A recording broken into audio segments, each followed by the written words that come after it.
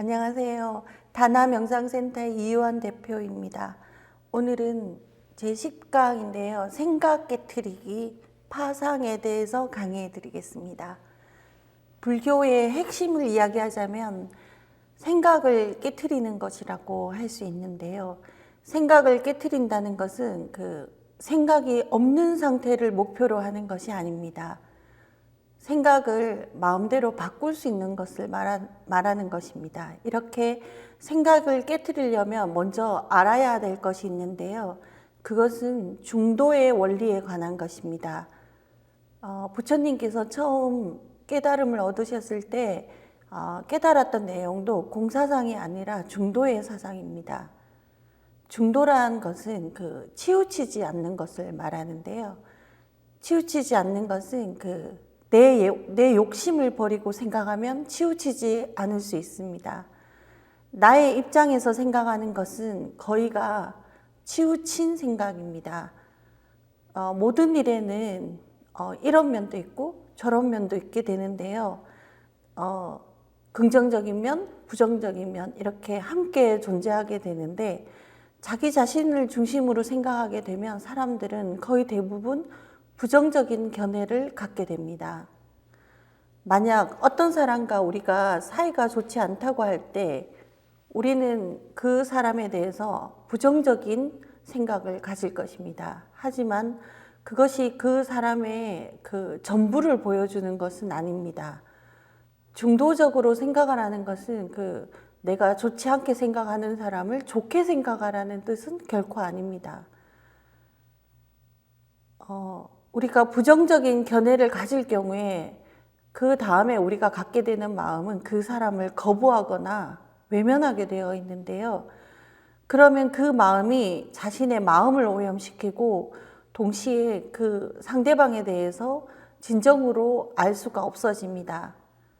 그냥 그 사람을 싫어하는 것인지 실제로 그 사람이 왜 그렇게 나쁜지를 정확히 알기 어렵습니다. 그래서 내 부정적인 생각이 사라지게 하기 위해서 하는 과정이 바로 받아들이기 과정입니다. 이미 내 마음속에 경험된 사람을 거부하는 것은 그 상황을 호전시키는 것에 아무런 도움이 되지 않습니다. 오히려 그 상황과 사람에 대해서 받아들이고 인정하게 되면 그 사람을 좋게 생각하는 것이 아니라 오히려 그 사람의 전부를 알게 되기 때문에 왜 얼마나 잘못되었는지를 더 정확히 파악할 수 있고 그렇게 되면 그 인연에 대해서 대처하는 지혜도 나올 수 있습니다.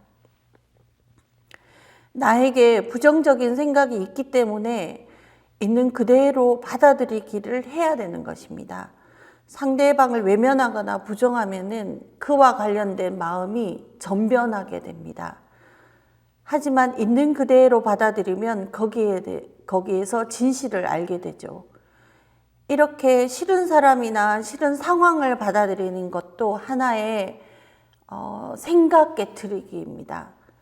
중도 사상은 나의 입장에서 보는 관점이 진리가 아니기 때문에 나의 생각을 깨트리면 진실을 알 수 있다는 그런 사상입니다.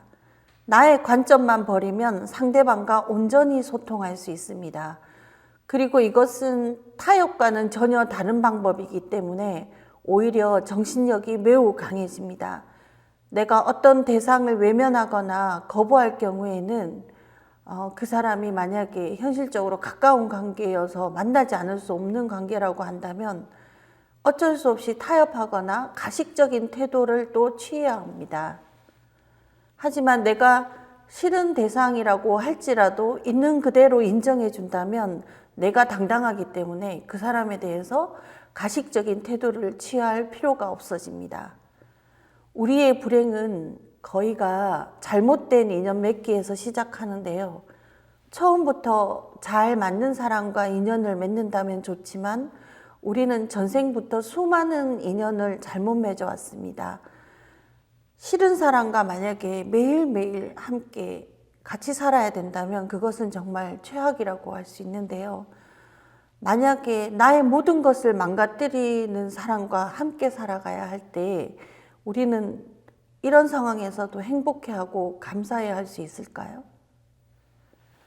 불교는 이런 경지를 지향합니다. 그리고 역설적이지만 사실 이런 마음을 갖게 되었을 때에는 더 이상 그런 인연과 함께 살 일이 없어집니다. 그러니 그 인연 맺기에 주의함이 굉장히 어렵다는 것을 말씀드리고 싶고요. 나 자신의 마음도 잘 모르는 사람이 당연히 옆 사람 마음도 알기가 어렵죠. 그 상대방의 외모나 그 사람의 사회적 지위는 잘 알 수 있지만 그 사람의 마음이 정확히 어떤지는 잘 파악하기가 굉장히 어려운데, 마음을 모르는 상태로 사람을 만난다는 게 굉장히 위험한 일이라는 거를 알아야 합니다. 동시에 그렇다면 처음부터 사람을 잘 사귀려고 사람을 경계해야 되나? 하지만 그런 거보다는 차라리 내 마음을 잘 알고 또 다른 사람과의 관계에서 그 사람의 마음을 잘 모르더라도 그 관계에 진심을 다하는 것이 오히려 좋은 인연을 맺는 데 더 유용할 것입니다. 사람들은 첫눈에 사람을 잘 파악할 수 있는 방법이 있을까요? 하고 질문하는 경우가 많은데요.